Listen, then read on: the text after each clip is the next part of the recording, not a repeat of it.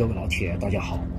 我今天给大家看一条我珍藏已久的鬼谣，我今天实在忍不住了，必须要发出来给大家看一下这条形象。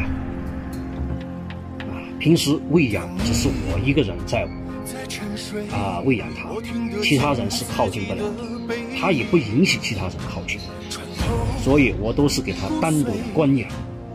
平时只是由我单独的和它玩耍。这小家伙现在性格是非常的幽默，异常的凶猛。一般的生人基本上来说，他都能扑上去直接就干翻了。所以我现在不能让他去见任何一个人，我只是给他关起来，也不给其他人看。今天我终于实在我忍不住，我还是要发出来给大家看一下。